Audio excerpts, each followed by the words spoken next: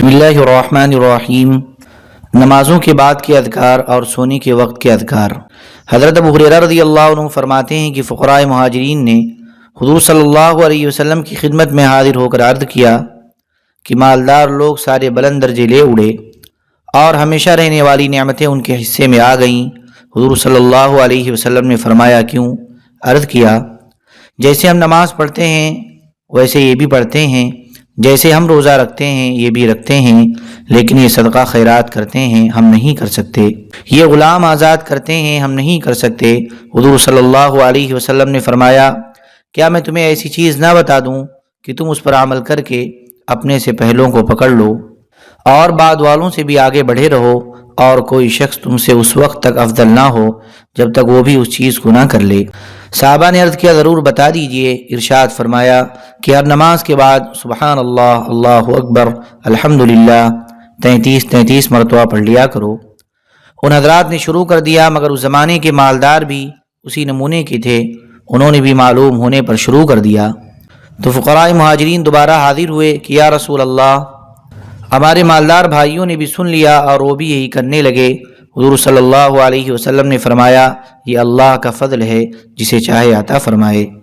راوی کہتے ہیں میں نے گھر والوں کو یہ حدیث سنائی تو انہوں نے مجھے کہا آپ کو سمجھنے میں غلطی ہو گئی ہے، آپ کے استاد نے یوں کہا ہوگا سبحان اللہ الحمدللہ 33 مرتبہ اور اللہ اکبر 34 مرتبہ پڑھا کرو۔ اس پر میں اپنے استاد حضرت ابو صالح کے پاس آیا اور گھر والوں کی بات انہیں بتائی۔ انہوں نے میرا ہاتھ پکڑ کر فرمایا اللہ اکبر و سبحان اللہ والحمدللہ 1 مرتبہ، اللہ اکبر و سبحان اللہ والحمدللہ 2 مرتبہ۔ اسی طرح انہوں نے 33 مرتبہ ان کلمات کو گنا کہ اللہ اکبر بھی اسی حدیث میں 33 بار ہے، 34 بار نہیں۔ ابو داود میں یہ روایت اس طرح ہے کہ حضرت ابو ہریرہ رضی اللہ عنہ فرماتے ہیں کہ حضرت ابو ذر رضی اللہ عنہ نے عرض کیا یا رسول اللہ، مالدار تو سارا اجر و ثواب لے گئے، آگے پچھلی حدیث جیسا مضمون ذکر کیا، اور اس روایت میں یوں ہے کہ تم ہر نماز کے بعد اللہ اکبر 33 مرتبہ، الحمدللہ 33 مرتبہ اور سبحان اللہ 33 مرتبہ کہا کرو، اور ان کے آخر میں یہ کہا کرو لا الہ الا اللہ وحدہ لا شریک لہ لہ الملک ولہ الحمد وہو علی کل شیء قدیر۔ جب تم یہ سب کچھ کہہ لو گے تو تمہارے سارے گناہ معاف ہو جائیں گے، چاہے سمندر کی جھاگ کے برابر ہوں۔ ترمذی اور نسائی میں یہ روایت حضرت ابن عباس رضی اللہ عنہما سے منقول ہے، اور اس میں یہ ہے کہ حضور صلی اللہ علیہ وسلم نے فقراء مہاجرین سے فرمایا جب تم نماز پڑھ چکو تو سبحان اللہ 33 مرتبہ، الحمدللہ 33 مرتبہ، اللہ اکبر 34 مرتبہ اور لا الہ الا اللہ 10 مرتبہ کہہ لیا کرو۔ حضرت ام درداء رضی اللہ عنہا فرماتی ہیں حضرت ابو درداء رضی اللہ عنہ کیا ایک مہمان آیا، حضرت ابو درداء رضی اللہ عنہ نے اس سے پوچھا کہ تم نے ٹھہرنا ہے تو ہم تمہاری سواری چلنے کے لیے بھیج دیں، اور اگر ابھی جانا ہے تو چارہ ساتھ کر دیں۔ اس نے کہا نہیں، میں نے ابھی جانا ہے۔ فرمایا میں تمہیں ایسا عمدہ توشہ دوں گا کہ اگر اس سے بہتر توشہ مجھے ملتا تو میں تمہیں وہ دیتا۔ میں نے حضور صلی اللہ علیہ وسلم کی خدمت میں حاضر ہو کر عرض کیا یا رسول اللہ، مالدار لوگ تو دنیا اور آخرت دونوں لے اڑے، ہم بھی نماز پڑھتے ہیں وہ بھی نماز پڑھتے ہیں، ہم بھی روزہ رکھتے ہیں وہ بھی رکھتے ہیں، وہ صدقہ دیتے ہیں ہم صدقہ نہیں دے سکتے۔ حضور صلی اللہ علیہ وسلم نے فرمایا کیا میں ایسا کام نہ بتاؤں کہ جب تم اسے کرو گے تو پہلے والوں میں سے کوئی تم سے آگے نہ نکل سکے گا اور بعد والوں میں سے کوئی تم کو نہ پا سکے گا، البتہ جو یہ عمل کر لے گا وہ تمہیں پا لے گا۔ ہر نماز کے بعد 33 مرتبہ سبحان اللہ، 33 مرتبہ الحمدللہ اور 34 مرتبہ اللہ اکبر کہا کرو۔ حضرت قتادہ رحمۃ اللہ علیہ مرسلن روایت کرتے ہیں کہ کچھ مسلمان فقراء نے عرض کیا یا رسول اللہ، مالدار تو سارا اجر و ثواب لے گئے، وہ صدقہ کرتے ہیں ہم نہیں کر سکتے، وہ خرچ کرتے ہیں ہم نہیں کر سکتے۔ حضور صلی اللہ علیہ وسلم نے فرمایا ذرا یہ بتاؤ اگر دنیا کا سارا مال ایک دوسرے پر رکھا جائے تو کیا یہ آسمان تک پہنچ جائے گا؟ انہوں نے کہا نہیں یا رسول اللہ۔ فرمایا کیا میں تمہیں ایسی چیز نہ بتاؤں کہ جس کی جڑ زمین میں ہے اور اس کی شاخ آسمان میں؟ تم ہر نماز کے بعد لا الہ الا اللہ واللہ اکبر و سبحان اللہ والحمدللہ 10 مرتبہ کہا کرو، ان کلمات کی جڑ زمین میں اور شاخ آسمان میں ہے۔ حضرت علی رضی اللہ عنہ فرماتے ہیں جب حضور صلی اللہ علیہ وسلم نے مجھ سے حضرت فاطمہ رضی اللہ عنہ کی شادی کی تو ان کے ساتھ ایک چادر، چمڑے کا ایک گدا جس میں کھجور کی چھال بھری ہوئی تھی، 2 چکیاں، ایک مشکیزہ اور 2 گھڑے بھیجے۔ میں نے ایک دن حضرت فاطمہ سے کہا، کنویں سے ڈول کھینچتے کھینچتے میرے سینے میں تکلیف شروع ہو گئی ہے اور تمہارے والد محترم کے پاس اللہ نے قیدی بھیجے ہیں، جاؤ اور ان سے خادم مانگ لاؤ۔ حضرت فاطمہ رضی اللہ عنہ نے کہا، اللہ کی قسم میں نے بھی اتنی چکی پیسی ہے کہ میرے ہاتھوں میں گٹے پڑ گئے ہیں۔ چنانچہ وہ حضور صلی اللہ علیہ وسلم کی خدمت میں گئی۔ حضور نے فرمایا، اے بٹیا کیسے آئی ہو؟ حضرت فاطمہ رضی اللہ عنہ نے کہا، بس آپ کو سلام کرنی آئی ہوں اور شرم کی وجہ سے غلام نہ مانگ سکیں اور یوں ہی واپس آ گئیں۔ میں نے ان سے پوچھا کہ کیا ہوا؟ انہوں نے کہا، میں تو شرم کی وجہ سے غلام نہ مانگ سکی۔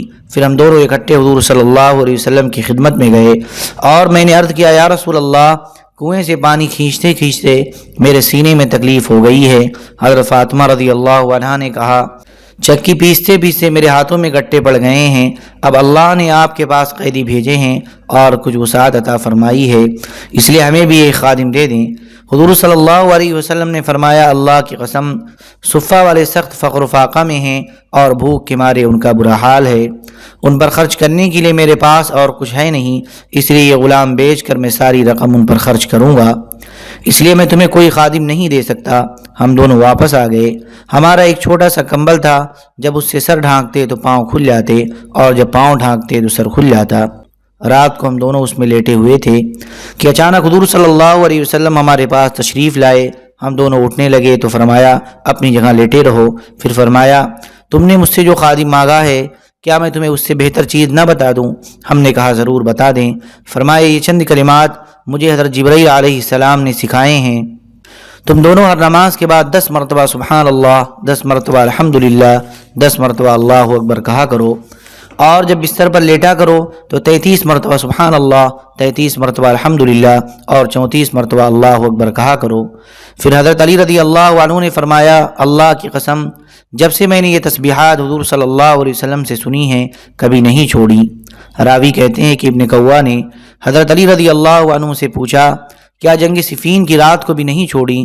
فرمایا، اے عراق والوں، اللہ تمہیں مارے، جنگ صفین کی رات کو بھی نہیں چھوڑی۔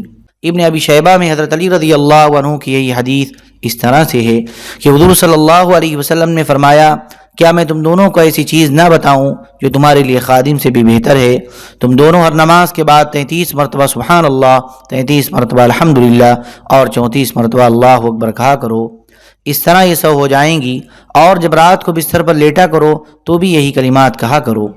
حضرت ام سلمہ رضی اللہ عنہ فرماتی ہیں، حضرت فاطمہ رضی اللہ عنہ گھر کے کام کاج کی شکایت کرنے حضور صلی اللہ علیہ وسلم کی خدمت میں آئیں اور عرض کیا، یا رسول اللہ، چکی پیسنے کی وجہ سے میرے ہاتھوں میں گٹے پڑ گئے، خود ہی چکی پیستی ہوں، خود ہی آٹا گوندتی ہوں۔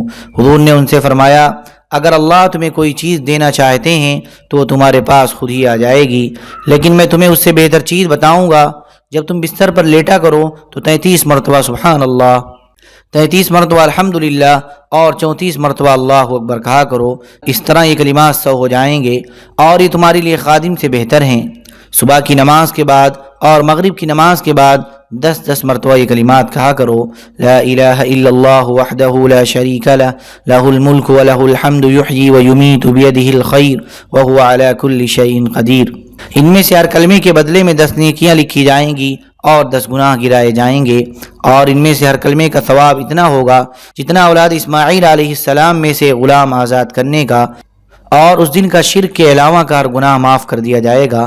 لا الہ الا اللہ وحدہ لا شریک لہ، جب تم صبح کو ان کلمات کو کہہ لو گی تو شام کو کہنے تک ہر شیطان سے اور ہر بری حالت سے ان کلمات کی وجہ سے حفاظت ہوگی۔ حضرت جابر رضی اللہ عنہ فرماتے ہیں، جب حضور صلی اللہ علیہ وسلم نماز پڑھ لیتے تو ان کلمات کو فرماتے، لا الہ الا اللہ وحدہ لا شریک لہ، لہ الملک ولہ الحمد یحیی ویمیت وہو علی کل شیء قدیر، اللہم لا مانع لما اعطیت ولا معطی لما منعت ولا راد لما قضیت ولا ينفع ذا الجد منک الجد۔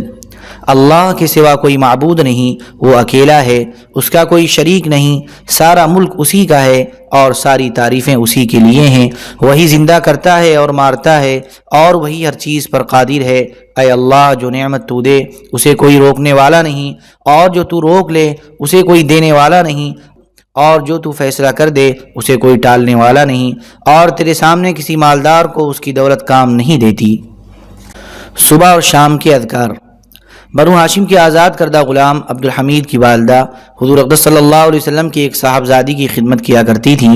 انہوں نے اپنے بیٹے کو بتایا کہ حضور صلی اللہ علیہ وسلم کی صاحبزادی نے مجھے بتایا کہ نبی کریم صلی اللہ علیہ وسلم مجھے سکھایا کرتے تھے اور فرمایا کرتے تھے، صبح کو یہ کلمات کہو: سبحان اللہ وبحمدہ لا قوة الا باللہ ما شاء اللہ کان ومن لم یشأ لم یکن، اعلم ان اللہ علی کل شیء قدیر وان اللہ قد احاط بکل شیء علما۔ میں اللہ کی پاکی اور اس کی تعریف بیان کرتی ہوں۔ نیکیاں کرنے کی طاقت صرف اللہ ہی سے ملتی ہے۔ جو اللہ نے چاہا وہی ہوا اور جو نہیں چاہا وہ نہیں ہوا۔